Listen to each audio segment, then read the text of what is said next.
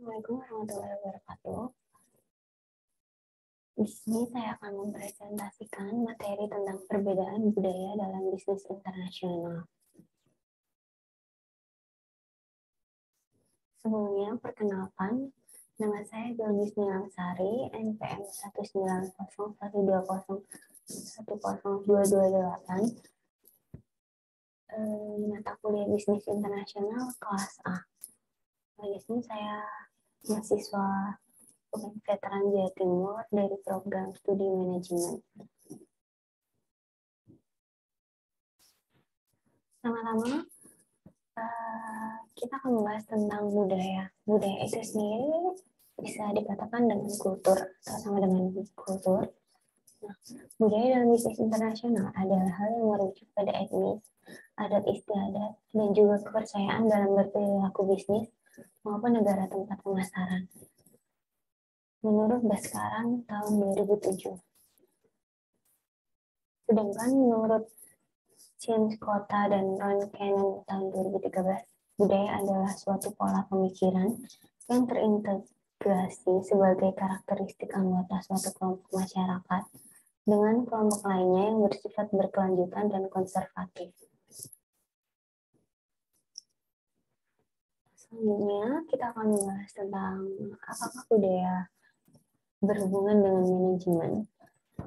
Dari definisi manajemen menurut Mary Parker Follett, kita dapat menyimpulkan bahwa seni berbahasa, berkomunikasi, dan tingkah laku yang mana adalah wujud budaya sangat berperan besar pada bidang manajemen. Semakin baik kita mengerti budaya kelompok tersebut, semakin maksimal tujuan manajemen pada kelompok itu sendiri tercapai. Maka dari itu, untuk memahami seni manajemen, hendaklah mendalami pula ilmu budaya, baik budaya sendiri maupun budaya asing, supaya kita cepat beradaptasi dalam suatu kelompok dan memudahkan proses manajemen itu sendiri. Selanjutnya kita akan membahas tentang faktor yang mempengaruhi budaya kerja. Yang pertama yaitu ada komunikasi yang efektif. Komunikasi yang efektif dalam organisasi mempunyai dampak positif terhadap budaya perusahaan. Dengan komunikasi yang efektif, pihak manajemen dapat melakukan sosialisasi, tujuan dan misi perusahaan, menyampaikan aturan perusahaan, dan memberitahukan kebijakan-kebijakan yang ditetapkan. Pola komunikasi yang diterapkan dalam perusahaan akan menciptakan suatu pola tingkah laku karyawan dalam berhubungan antara mereka satu sama lain, ataupun antara atasan dan bawahan. Selanjutnya yang kedua ada motivasi. Upaya-upaya manajemen memotivasi karyawan juga membentuk budaya tersendiri dalam perusahaan. Apakah karyawan selalu dimotivasi dengan uang, bagaimana perusahaan memandang kerja keras karyawan, atau sejauh mana perusahaan memperhatikan kondisi lingkungan kerja. Upaya perusahaan memotivasi karyawan akan menunjukkan bagaimana perusahaan memandang sumber daya manusia yang ada di dalamnya. Selanjutnya yang ketiga ada karakteristik perusahaan. Ukuran dan kompleksitas organisasi akan menunjukkan atau menentukan tingkat spesialisasi dan hubungan personal. Yang selanjutnya mempengaruhi tingkat otoritas pengambilan keputusan, kebebasan, tanggung jawab, dan proses komunikasi yang terjadi. Selain itu, bidang kegiatan organisasi juga mempengaruhi budaya yang berlaku di organisasi. Yang keempat ada struktur perusahaan. Struktur organisasi atau struktur perusahaan bisa saja kaku ataupun fleksibel.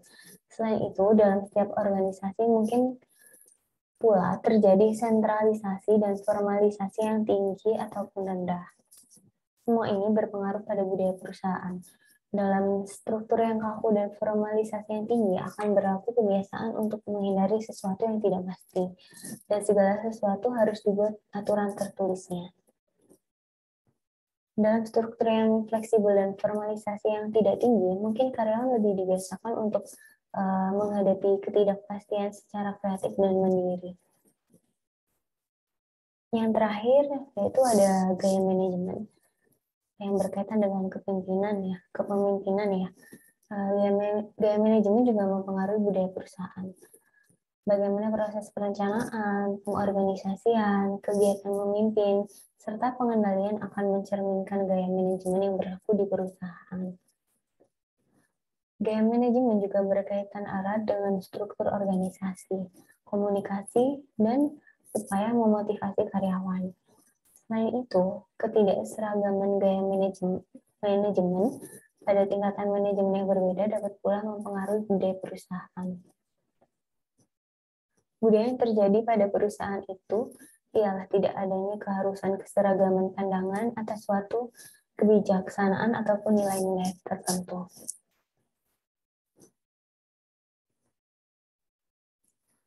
Kemudian ada pengetahuan kultur. Pengetahuan kultur sendiri dibagi menjadi dua. Yang pertama ada pengetahuan faktual, dan yang kedua ada pengetahuan interpretatif. Dalam pengetahuan faktual sendiri dibedakan menjadi 4, yaitu macamnya ada warna, selera, sifat, dan lain-lain.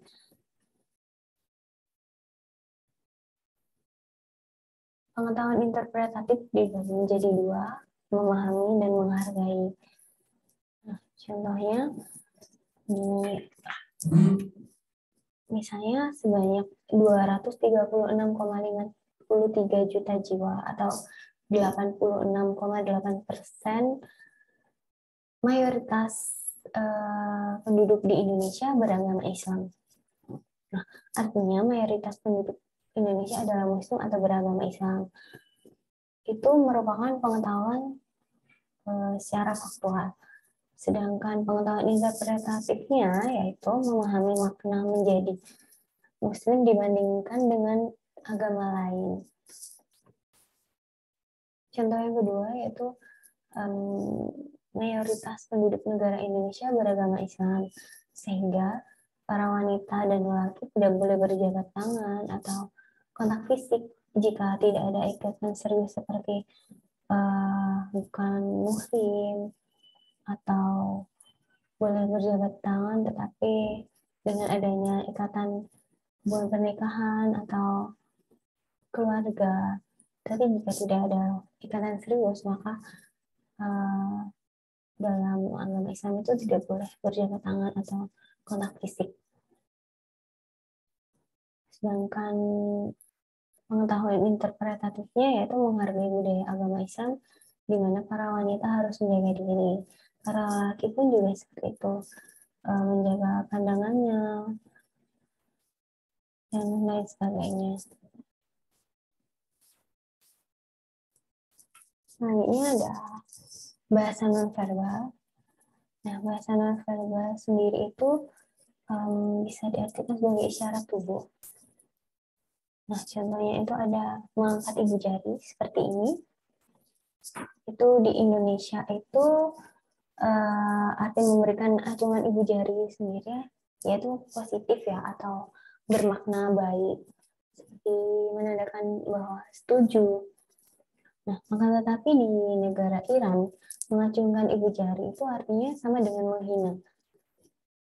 Contoh yang kedua yaitu membentuk jari menjadi simbol oke, atau seperti ini, oke.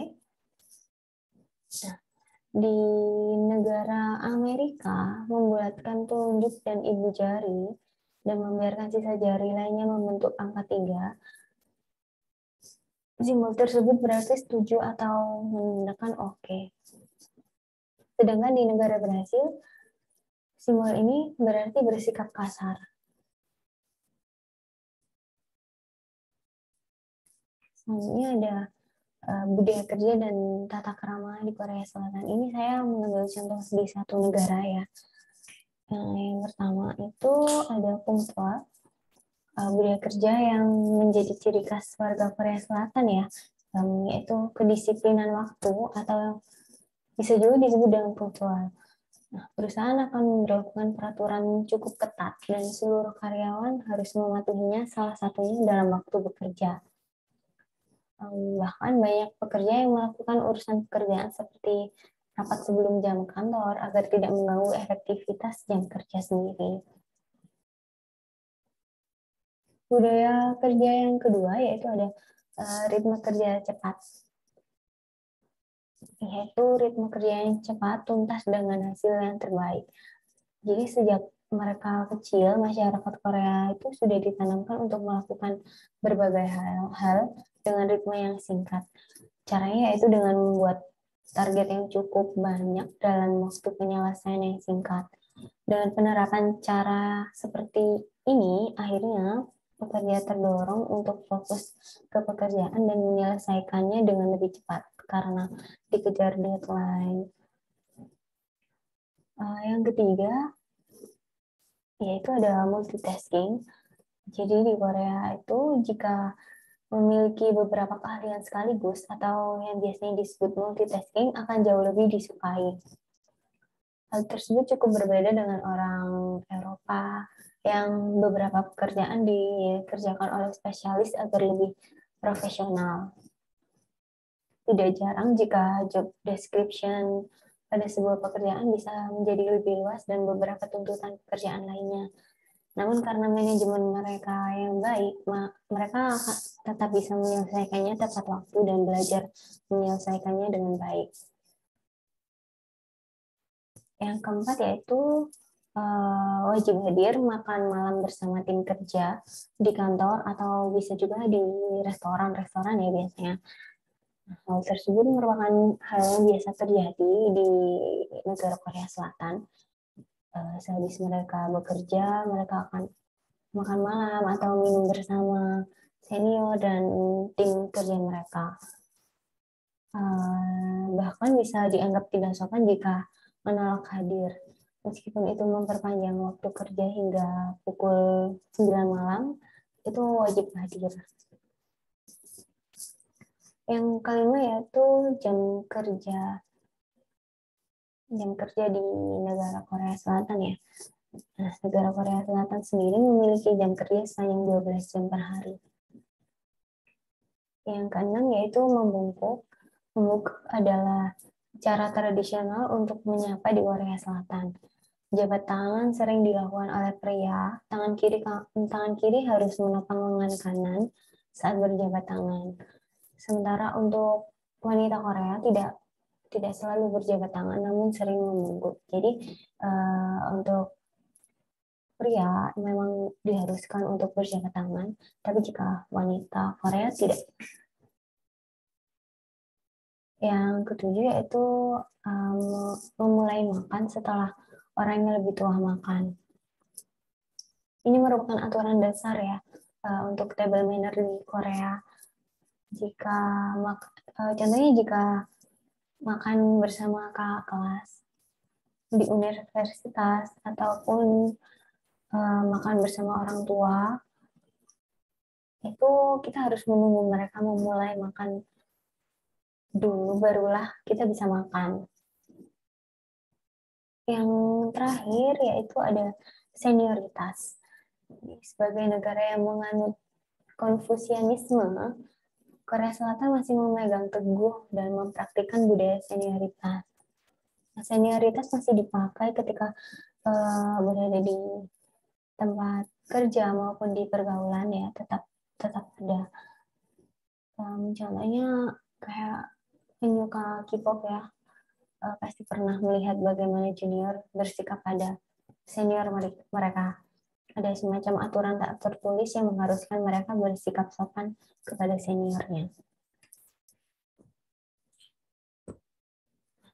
Ini ada contoh kasus yang pertama, yaitu salah satunya adalah yang menjelaskan pengaruh budaya dalam bisnis internasional, yaitu McDonald's, dengan mekanisme pelayanan yang berbeda di setiap negara.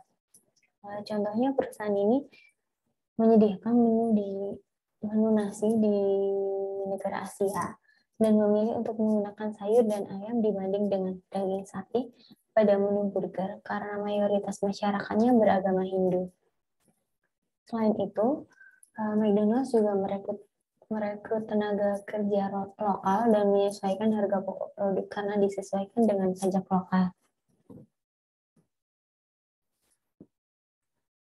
Dari contoh tersebut, dapat kita simpulkan bahwa budaya memang sejatinya masih memainkan peran penting dalam bisnis internasional yang bersifat lintas batas. Aspek-aspek budaya seperti kepercayaan, etnis, adat, nilai, dan norma mendorong para pelaku bisnis internasional untuk bertindak sesuai dengan produktivitasnya.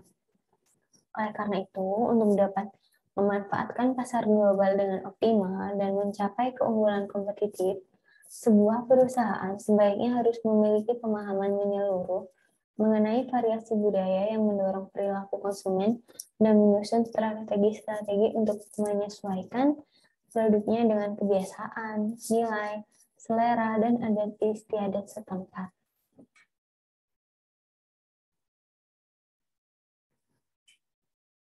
Ini saya juga melampirkan contoh kasus selanjutnya, contoh kasus 2, yaitu penjualan album musik di negara Arab Saudi. Arab Saudi itu dikenal sebagai negara berpenduduk mayoritas beragama Islam dengan menegakkan hukum-hukum kesopanan yang ketat pada para wanitanya sesuai dengan budaya dan hukum Islam, yang mana melarang menunjukkan kulit selain wajah dan tangan. Seperti yang kita ketahui bahwa banyak cover album dari penyanyi pop wanita yang menggunakan pakaian terbuka, sehingga hal tersebut sangat bertentangan dengan nilai-nilai budaya agama Islam. Kemudian, kebijakan yang ditetapkan pemerintah Arab Saudi oleh pihak perusahaan adalah harus menyensor cover album yang dianggap seksual dan melanggar nilai-nilai budaya Islam. Perusahaan rekaman dan melakukan strategi pemasaran pun juga dituntut untuk dapat memahami akan keyakinan dan tradisi budaya dari setiap pasar. Sehingga seluruh perusahaan rekaman jika ingin memasarkan produknya ke pasar di negara Arab Saudi harus menyesuaikan cover album untuk menghindari pelanggaran. Dalam mengontrol masuknya perusahaan asing, negara Arab Saudi memiliki CPVP sebagai lembaga pemerintah yang mempekerjakan polisi agama atau bisa saja disebut mutawa untuk memastikan bahwa warga mematuhi ajaran-ajaran agama Islam, terutama yang berkaitan dengan pakaian, sosialisasi, moralitas, dan doa. Mutawa sendiri bertugas dalam menyeleksi dan menyensor cover album untuk masuk ke pasar Arab Saudi. Dapat dilihat bahwa perusahaan dalam melakukan pemasaran harus dapat menyesuaikan diri dengan budaya dari target pasarnya agar tetap mendapatkan profit.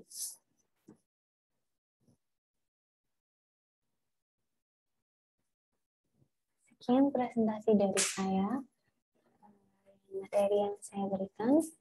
Terima kasih. Wassalamualaikum warahmatullahi wabarakatuh.